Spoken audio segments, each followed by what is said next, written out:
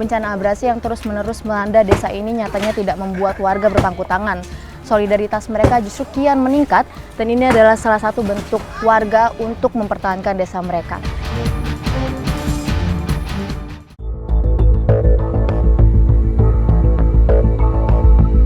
Tim Indonesiaku kali ini tiba di Provinsi Aceh. Setelah dilanda bencana tsunami pada tahun 2004, Aceh harus membangun kembali 12 kabupaten yang hancur. Kabupaten Aceh Selatan misalnya, terdapat 18 kecamatan di sini. 5 kecamatan diantaranya menjadi korban luapan air laut dahulu. Kali ini kami berada di Kecamatan Kluwet Tengah. Daerah ini memang tidak dilewati tsunami, namun menjadi salah satu yang mendapatkan imbasnya hingga kini.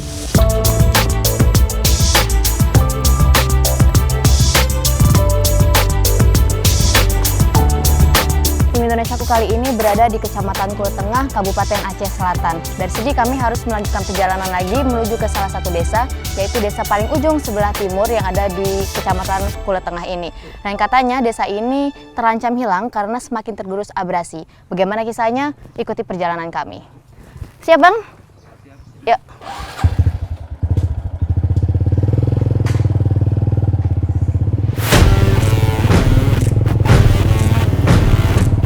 Untuk sampai di desa tujuan, kami harus menggunakan kendaraan roda 2. Di titik pertemuan, warga sudah menunggu untuk menjemput kami. Jika dilihat dari peta, jarak dari kota Kecamatan Kluwet Tengah menuju desa Koto Indarung hanya 4,9 km. Jarak yang sangat dekat dengan estimasi waktu sampai hanya 14 menit. Tidak lama kemudian, jembatan gantung menyambut kami. Ya, desa yang kami tuju terpisah oleh Sungai Kluwet. Sungai ini cukup lebar.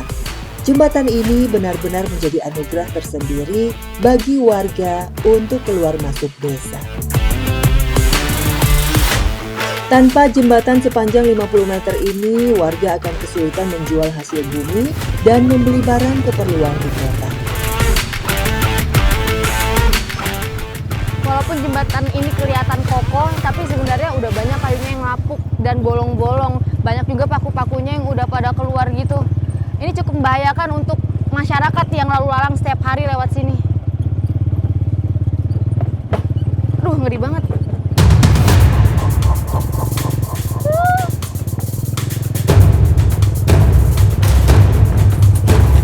Jembatannya udah dari tahun berapa, Bang? Berada di atas jembatan ini cukup menyurutkan nyali saya. Walaupun sudah terbuat dari material campuran, yaitu kayu dan besi, tapi saya masih bisa merasakan jembatan bergerak dan bergoyang.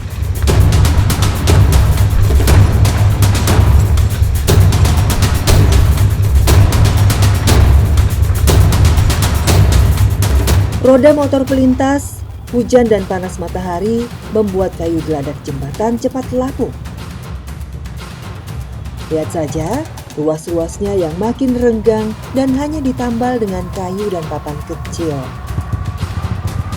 Selepas jembatan, jalan semakin menyempit, tapi masih aman bagi kami untuk melintas. Di tengah jalan, kami bertemu dengan 2 orang pengendara lain. Wah, kenapa tuh, Bang?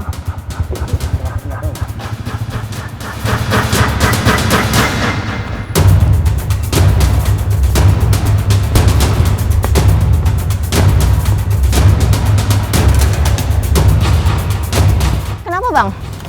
Ada yang di atas tuh nggak bisa kami lewat. Oh, ngantri lewatnya. Ya. Tunggu yang dari atas dulu. Ya. Oh.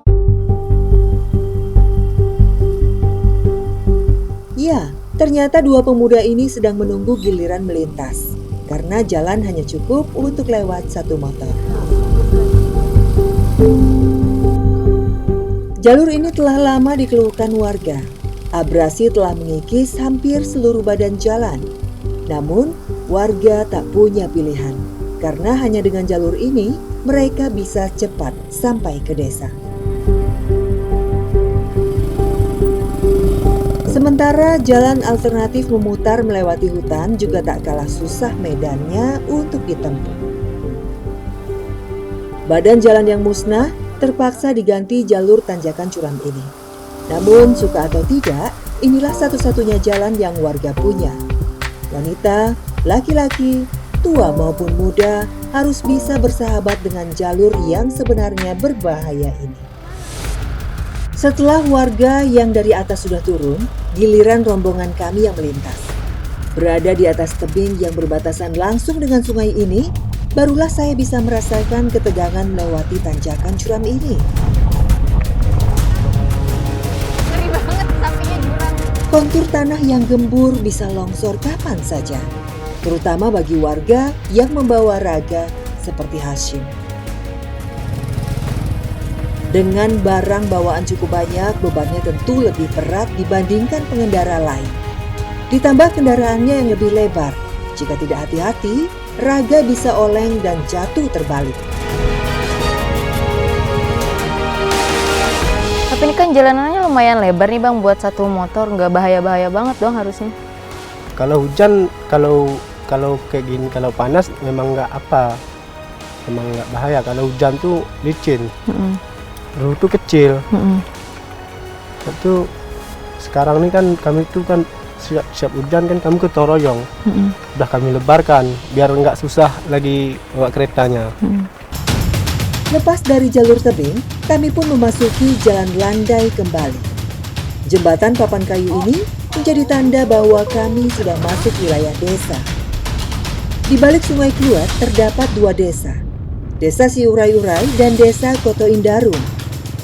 Ternyata bencana abrasi tidak hanya merugikan satu desa, namun dua desa sekaligus. Setelah hampir 3 jam perjalanan, kami pun sampai di desa tujuan, Desa Koto Indarung.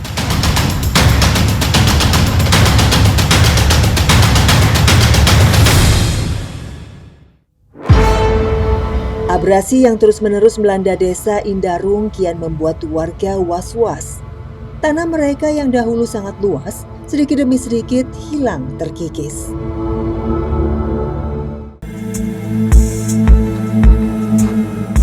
Setiap air sungai meluap dan meluluh lantakan bangunan di sekitarnya, ada saja rumah warga yang hancur. Jika sudah begini, pemilik rumah hanya bisa pasrah. Ketika rumahnya hancur, mereka langsung berbondong-bondong membantu membersihkan sisa bangunannya. Rumah ini dulunya sangat besar, terdapat 4 ruas ruangan, namun setelah dilalap air, sekarang tinggal dapur ini saja yang tersisa. Marni, pemilik rumah, sekarang hanya bisa mengumpulkan serpihan sisa rumahnya. Ia berharap suatu saat serpihan rumahnya dapat digunakan kembali untuk membangun rumah baru. Namun, entah kapan.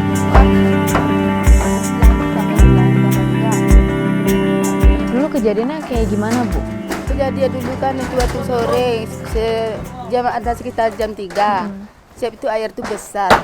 Aku nggak tahan lagi, tuh suruhlah ada anakku satu tuh naik ke atas, bongkarnya lah tuh apa tuh atapnya tuh kan. Siap itu sampailah malam bongkar, nggak berhenti. Terus itu lampu padam, bongkar terus pakai senter aja lah. Dapat terus. Wow. Kejadian yang begitu cepat seakan tidak membolehkan Marni meratap. Sudah tidak terhitung banyaknya kerugian. Air matanya seakan mengering seiring rumahnya yang hampir rata dengan tanah. Yang 4 rumah yang kena air itu. Namun, tolong-menolong dan kebersamaan warga bisa jadi membuat semangat Marni kembali bangkit. Bencana abrasi yang terus-menerus melanda desa ini nyatanya tidak membuat warga berpangku tangan. Solidaritas mereka justru kian meningkat dan ini adalah salah satu bentuk warga untuk mempertahankan desa mereka. Kehadiran pemerintah untuk memberikan solusi yang nyata tentunya masih dinantikan warga.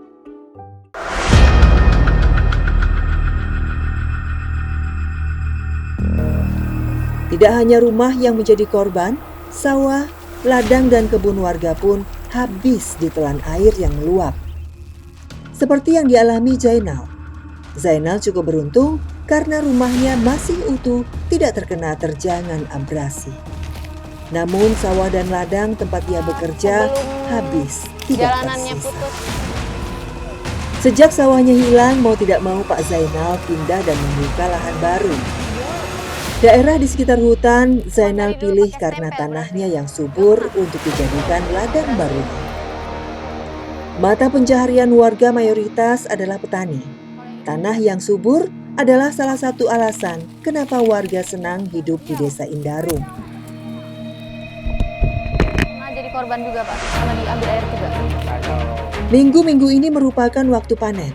Lahan seluas 1 hektar ini penuh ditumbuhi jagung yang sudah matang. Tapi enakan sawah yang di bawah dulu atau di sini Pak? Kalau enak di sana, Enakan sana? ya enak sana bawah sana. Kenapa Pak? Nah, karena begini kan, bahayanya itu nggak terlampau banyak. Misalnya ke sini nanti malam babi yang monyet gitu kan. Kalau semak gini tikus pun kampung pun ada kan. Itulah. Ya, ladang baru, masalah baru. Sudah tidak terhitung berapa rupiah harus Pak Zainal ikhlaskan pasca sawahnya yang hilang. Selesai panen, biasanya jagung dijemur terlebih dahulu. Namun kali ini, Pak Zainal akan menjualnya langsung kepada tengkulak yang sudah memesannya.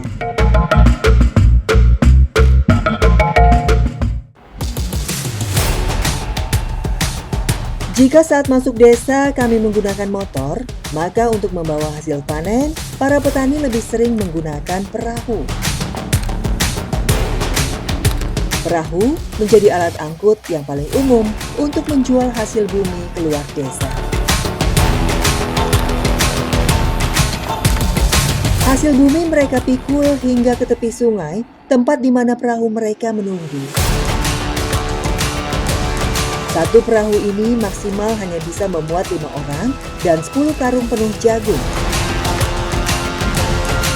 Setelah menaikkan semua muatan, kami pun berangkat.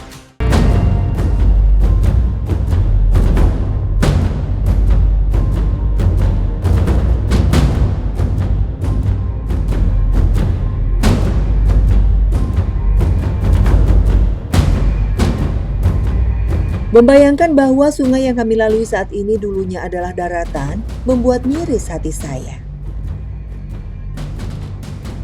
Dahulu, para petani dan warga lainnya tidak perlu repot-repot menyewa perahu motor untuk keluar masuk desa. Kendaraan roda 4 dahulu masih bisa masuk ke dalam desa, tapi itu dulu. Stempel atau perahu kecil ini merupakan transportasi alternatif bagi para petani untuk menjual hasil panennya keluar desa.